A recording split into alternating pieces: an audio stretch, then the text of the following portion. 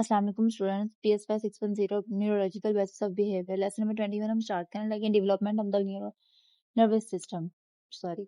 अच्छा, इसके ऑब्जेक्टिव्स क्या हैं पहले हम ये देखेंगे। इसके ऑब्जेक्टिव इसमें बताएंगे जैसे कि पहले हमने बताया उन्होंने डेवलपमेंट किस तरह ब्रेन डेवलप करता है, सारा हम उसकी हिस्ट्री पढ़ चुके हैं, ये उसी का ही पार्ट है। ठीक है, इसमें ब्रेन की डेवलपमेंट क्या होती है, उसकी फर्टिलाइजेशन वगैरह ये सब कुछ, उसकी वजह से सेल डिफरेंशिएट सेल किस तरह माइग्रेट होते हैं और इनसाइड आउटसाइड कौन से सेल दैट और ग्रोथ वगैरह सब कुछ इसमें पढ़ेंगे, जो हम पिछले चैप्टर्स में ही पढ़ चुके हैं, उनकी वही चीज रिलेटेड है सारा। अच्छा, नेक्स्ट है टेराटोजेनेसिस। इसमें क्या है कि जेनेटिकली कि जब ब्रेन डेवलपमेंट हो रही होती है बच्चे की ना, तब को खराब पैदा हो जाता है, जैसे कि ड्यूरिंग बर्थ, प्रेगनेंसी में ऐसा कुछ भी हो सकता है। ठीक है, उसमें कभी कोई ब्रेन में या न्यूरो सिस्टम में कोई भी खराबी आए तो उसको हम टेराटोजेनेसिस कहेंगे। आगे है plasticity of the nervous system. इसमें क्या होता है कि ब्रेन को अपने अपने लिहाज से चेंज कर लेना, अडेप्ट कर लेना, हर चीज को समझ जाना, मतलब कि ब्रेन अपने आप को चेंज कर ले माहौल और एक्सपीरियंस और तजुर्बे के हिसाब से कुछ जो जो सीखता है जब वो अडेप्ट करता जाए, ये सब कुछ।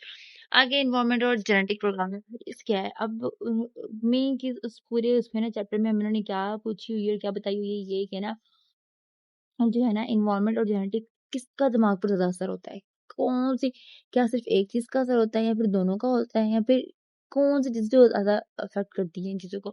उसके लिए ना इन्होंने एक्सपेरिमेंट किए काफ़ी, इन साइंटिस्ट ने ना ये मज़ीद एक्सपेरिमेंट्स किए। उनमें सिर्फ़ है ना पहला है हबल एंड वेसल्स का। इसने क्या किया था, इन्होंने एक ना बिल्ली के बच्चे की ना आइज़ रिमूव कर दी थी। एक आई ना रिमूव कर दी थी और फिर क्या हुआ कि जो है ना, जो उस आँख का ब्रेन वाला एरिया था ना, जो कनेक्टेड था ब्रेन के साथ उस आँख का, वो एरिया छोटा हो गया और दूसरी आँख वाला बड़ा हो गया। मतलब कि वो नॉर्मल रहा, चलता रहा, बड़ा होता रहा। वो जो रिमूव कर दी वो स्मॉल रहा। उसके बाद नेक्स्ट उन्होंने रेड को, अच्छा एक ना उन्होंने क्या है कि ना चूहा, एक चूहे की ना उन्होंने ना मूंछ ना उतार दी, काट दी। अब काट दी तो उस साइड वाले न्यूरॉन है ना वो छोटे रह गए और साथ वाले न्यूरॉन के तो वो बड़े, जो एरिया था ना, ज़ाहिर सी बात है बॉडी का कोई भी पार्ट है वो जिस्म के साथ, हमारे न्यूरॉन ब्रेन के साथ कनेक्ट है। तो जो उस साइड वाले न्यूरॉन थे ना, जिस साइड को उतरे थे वो छोटे रह गए और दूसरे साइड वाले बाल नॉर्मल चलते रहे, बड़े हो गए। ये है। अब नेक्स्ट जो है ना, उन्होंने क्या है, ये वो वाली बात है कि जो स्ट्रॉन्ग रहा, जिसने सर्वाइव किया वो जिंदा रह गया, उसके अलावा जो दूसरा वो मर गया। ये बड़ा कनेक्टेड रिलेशनशिप ये सारा उन्होंने।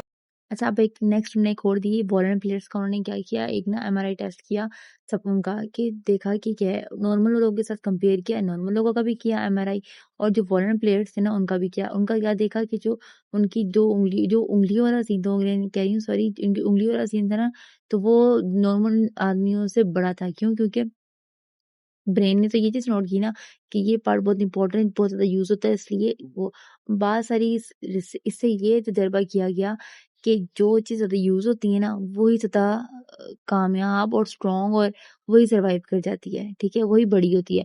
जो चीज़ ज़्यादा स्मॉल होगी वो बड़ा, वही जिस्म का वो हिस्सा बड़ा हो जाएगा। ठीक है, ये चीज़ है।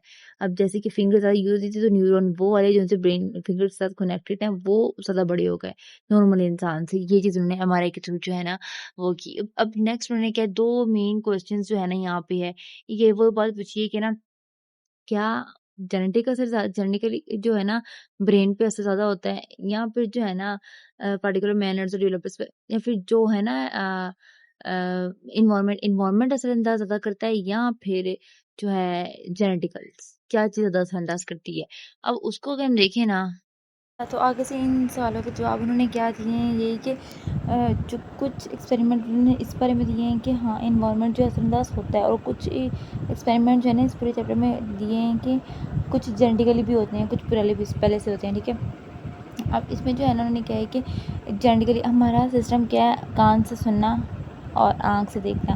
अब क्या किया, जो मेरी गैंग का सोर्स है ना, उन्होंने क्या किया, इस एक एक्सपेरिमेंट किया कि एक वायर, ऑर्डिनरी वायर कान की वायर आँख के साथ जोड़ दी और क्या हुआ, वाकई आँख जो है ना कान को देखना शुरू हो गई। तो ये उन्होंने क्या है कि इन्वायरमेंट जेनेटिकल सीन को ना उन्होंने इन्वायरमेंट के साथ जो मिसप्लेस की है तो चीज़ हो गई। अब एक और एक्सपेरिमेंट जो है हमबर्गर एक्सपेरिमेंट, उन्होंने ये दिया है कि ना, उन्होंने कहा कि स्पाइनल कॉर्ड जो है ना एम्ब्रियो की ख़त्म कर दी, रिमूव कर दी।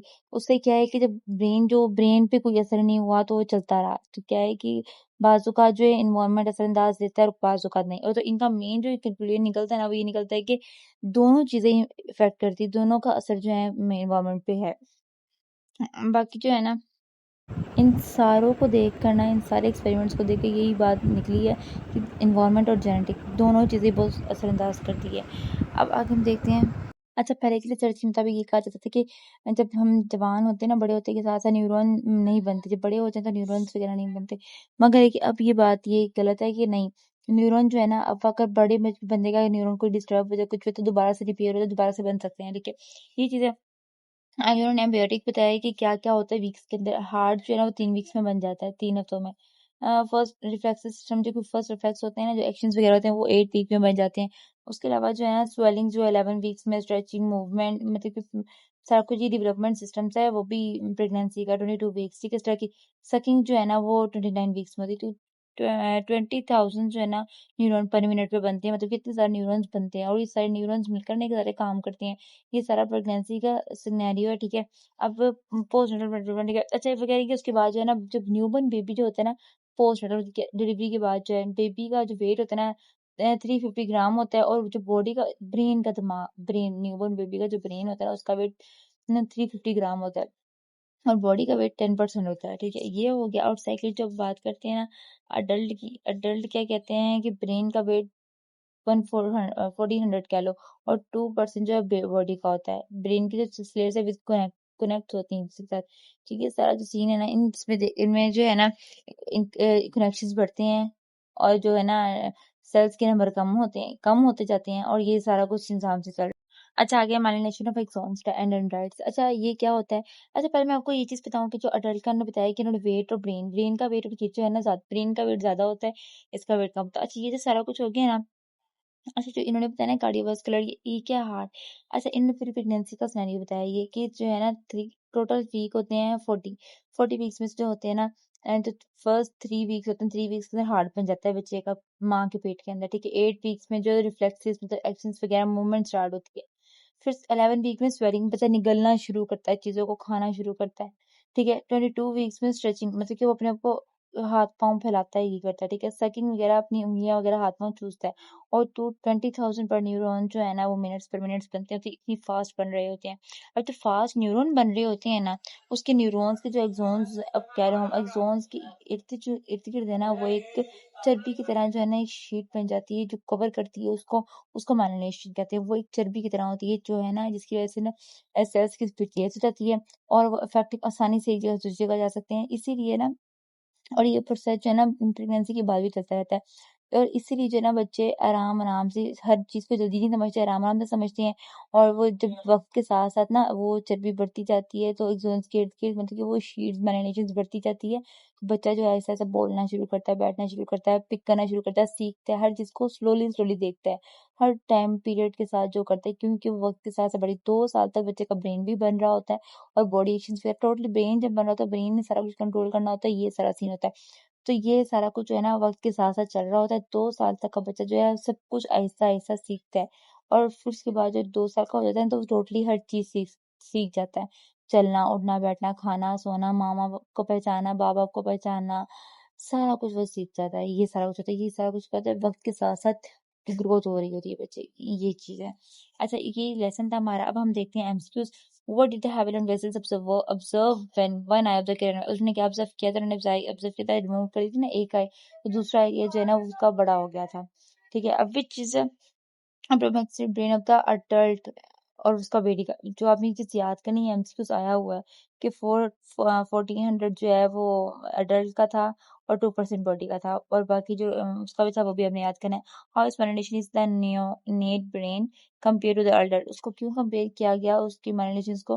क्यों न्यूनेट जो है ना हैज लिटिल और नो माइलिनेशंस, अडल्ट हैज मोर। वो कह रहे हैं कि जो बच्चा पैदा होता है ना उसमें थोड़ी माइलिनेशन होती है, और वक़्त के साथ-साथ कह सकते हैं कि यहाँ होती ही नहीं है। वक़्त के साथ-साथ वो बड़ा होता है, और जवान में ज़्यादा होती है, क्योंकि जवान इंसान अच्छे से मूवमेंट करता है, जल्दी-जल्दी उठता है, बैठता है, चलता-फिरता है, जिसको जल्दी सीखता है, उसमें माइलिनेशन ज़्यादा होती है। चर्बी जो होती है ना, एक्सोन के इर्द-गिर्द जो शीट्स कवर होती है, जाके वो ईज़िली वो एक से दूसरी जगह सेल्स होते हैं, वो स्पीड से जाते हैं। बच्चों के सेल्स है वो स्लोली मूवमेंट कर रहे होते हैं, इस वजह से वो जल्दी सीख नहीं पाते और ये सब कुछ करते हैं, ठीक है? Explain the difference in cell density and brain weight between newborn and adult brain. अब उनमें जो है ना अब सारी वो जो सीजन का बता रहे हैं, इनका वेट वगैरह और क्यों होता है, ये सारा कुछ आप देख लेना, ठीक है। ये हमारा क्वेश्चन है और ये हमारा शॉर्ट क्वेश्चन, ठीक है। मजीद मुझे यही इंपॉर्टेंट लगा और मैंने यही आप लोग के लिए अपलोड कर दिया है, ठीक है। मजीद आप लोग इनकी पास पेपर्स के लिए फाइल्स के लिए मुझे कमेंट में बता सकते हैं, और कोई हेल्प की जरूरत है आप मुझे वो भी बता सकते हैं, ठीक है। बाकी मिलते हैं नेक्स्ट लेक्चर में। अल्लाह हाफिज।